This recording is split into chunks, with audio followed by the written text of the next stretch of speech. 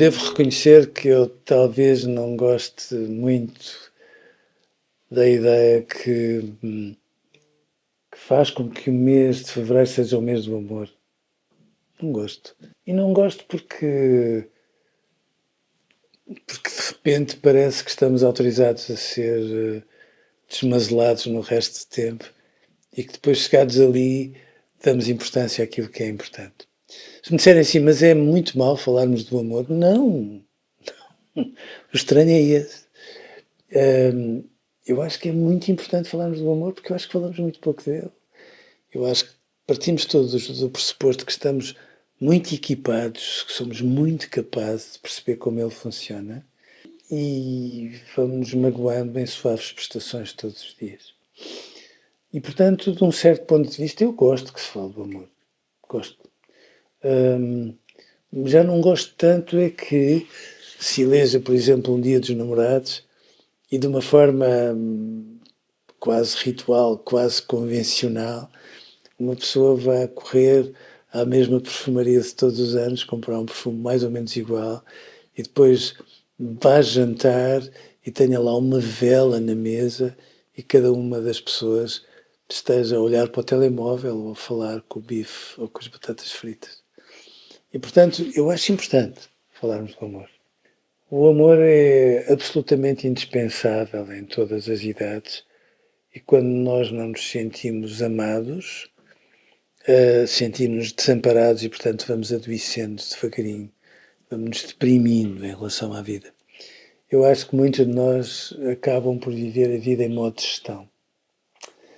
Gosto daquela ideia de que as crianças às vezes chamam a atenção, às vezes os pais dizem, se calhar é só uma chamada de atenção. Chamar a atenção é uma coisa que nós devíamos fazer muito mais vezes em relação ao amor e que fazemos muito pouco.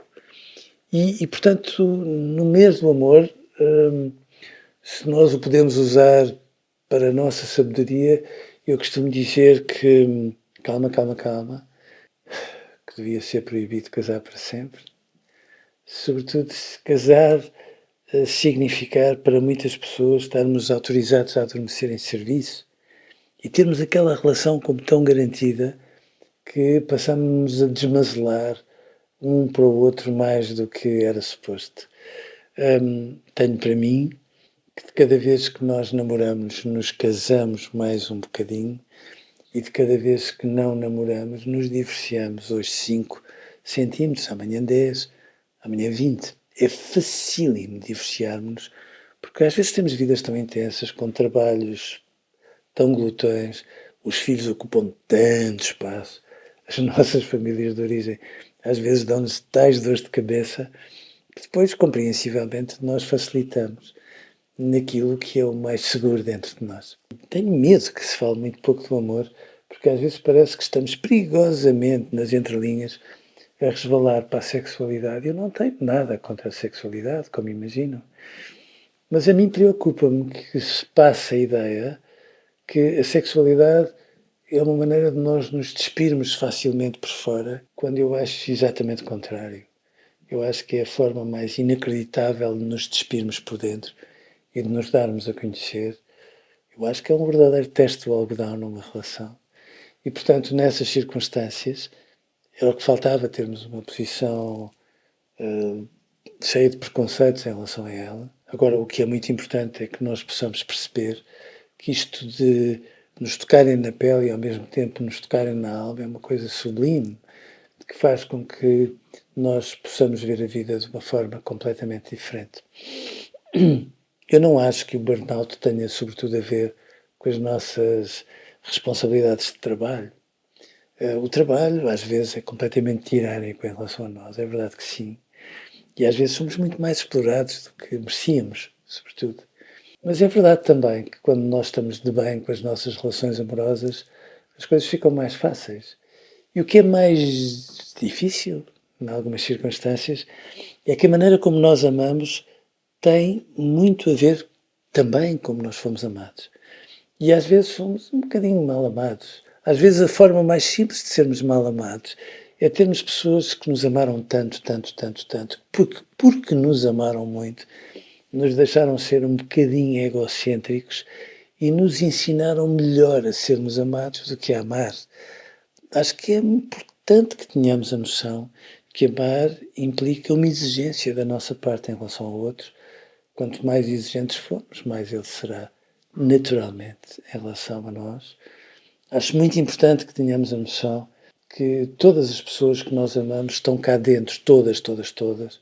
E, portanto, o nosso coração é uma praça imensa onde cabem todas as pessoas.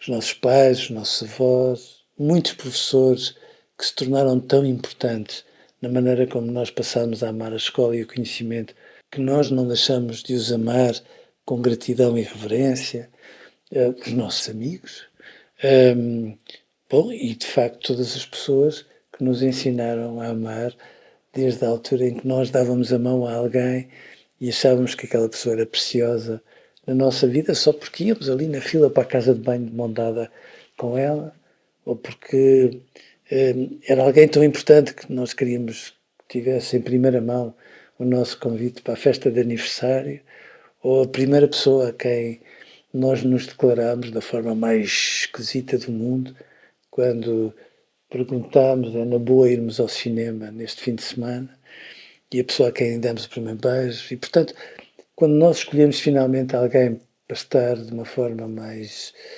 residente na nossa vida, isso não significa que todas as pessoas que existem dentro de nós e que nos ajudaram a amar, algumas que nos ajudaram com coisas magníficas, outras que nos magoaram, só porque as queríamos amar e não foi possível. Todas essas pessoas convivem na nossa vida permanentemente. Às vezes estamos ao lado do nosso grande amor e estamos meio enxofrados, meio zangados.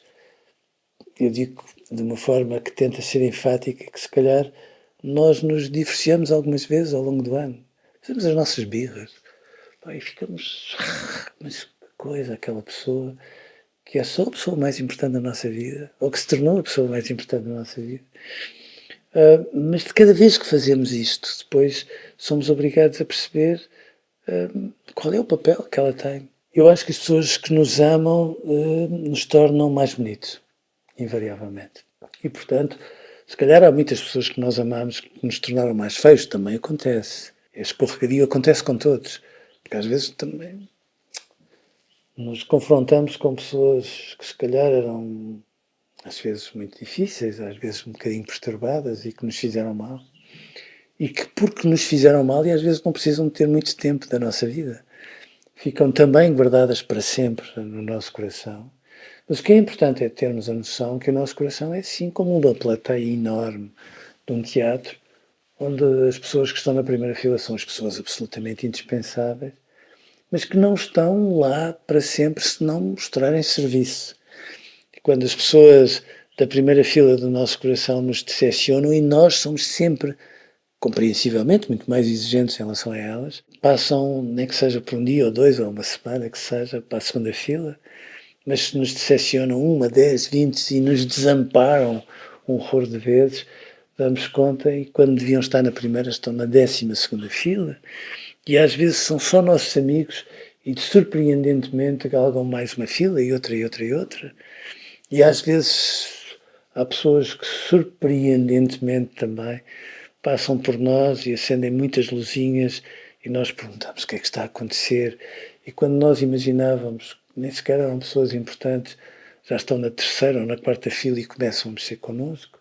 O amor tem esta dimensão inacreditável que nos torna mais humanos por uma única razão. Eu acho que nós só somos inteligentes quando aprendemos que também somos humildes. Inteligência e humildade andam sempre de braços dados, por isso é que eu tenho sempre muito mal-estar com aquilo que as pessoas às vezes chamam os pavões, aquelas pessoas que têm mania que sabem mais do que os outros, nasceram como líderes natos para mandar nos outros e para os pôr a obedecer ou para se porem a submeter, porque os sábios são por natureza humildes, porque no fundo o pensamento deles não está preso a preconceitos, muito pelo contrário. O pensamento deles é uma avenida larga e percebe que cada pessoa que seja capaz de gostar de nós abre mais uma rua e outra rua e outra rua. E é esta multiplicidade de ruas abertas que nos faz amar. Eu não acho que o topo de gama do nosso amor seja o amor pelos nossos filhos, por mais que o amor pelos nossos filhos seja uma coisa do outro mundo. Quando nós temos um bebê, um nosso filho recém-nascido nas mãos e percebemos que ele não pesa, claro que nós dizemos que ele é o menino Jesus, mas é mentira. Somos nós que somos Deus, porque percebemos naquela altura que ele será aquilo que nós quisermos que ele seja. E se em vez de nos dar aquela dimensão de omnipotência, eu posso tudo, dá-nos uma humildade absolutamente fantástica, que nos obriga a aprender o amor como se calhar talvez não aprendêssemos há muito tempo. Às vezes as pessoas desencontram-se das relações amorosas quando são pais e mães, porque percebem que se calhar andaram presos a muitos mal-entendidos, porque amar é esse exercício de despojamento, nos darmos ao outro com toda a verdade, e sermos capazes, de facto, de o desafiar todos os dias a gostar mais de nós. Acho que fomos muitas vezes mal educados. Às vezes uma educação judaico-cristã, enfim, à boleia das melhores das intenções, empurrou-nos para coisas que não devia. E empurrou-nos para um lado bonzinho de nós, que é horrível. Porque um lado bonzinho leva-nos a que nós digamos sim a tudo e a mais alguma coisa na esperança de que as pessoas gostem mais de nós. Ora, no amor é tudo ao contrário disso. Quando nós damos o que temos de mais verdadeiro, estamos a ter a esperança que o mais verdadeiro seja aquilo que leva a que as pessoas gostem mais de nós. E é isso que o amor nos pode trazer. Este exercício que nos leva a perceber que num mundo estranho, onde os mais fortes parecem rasgar as regras do jogo e dominar os mais fracos, o amor ajuda-nos a perceber que nós somos tanto mais bonitos quanto crescemos uns com os outros. Quando o facto de gostarmos muito de alguém não significa deixarmos de ter os nossos amigos, as nossas raízes, a nossa vida, os nossos pais, a nossa história. É quando nós podemos fazer do coração uma comunidade de nacionalidades diferentes, com idiomas completamente diferentes, porque nós nunca falamos a mesma linguagem, que nós, de facto, crescemos para o amor. E, portanto, acho magnífico que se fale do amor. Tenho esperança que março, abril e maio e por ali adiante sejam meses do amor. Porque se formos à boleia disso, estamos a valorizar aquilo que nós temos de mais revolucionário.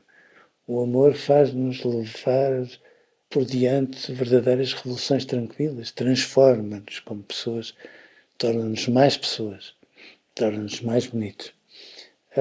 E às vezes andamos tão desperdiçados em tantas porcariazinhas insignificantes que às vezes é mesmo estranho, como tendo tudo ali ao nosso dispor, como sendo pessoas sensíveis, absolutamente clarividentes, super inteligentes, às vezes deixamos que o pó dos dias nos estrague e com isso estraga as relações mais preciosas que nós temos na vida e que nos faça ter as peneiras, a mania que sabemos amar, porque obviamente de cada vez que aprendemos mais um bocadinho, percebemos que cada novo amor é um amor como o primeiro, em que somos frágeis, em que temos medos, e só quando somos isso tudo é que estamos competentes para amar, porque o amor não nos torna grandes, mas torna-nos incansavelmente capazes de crescer todos os dias e já agora todos os meses.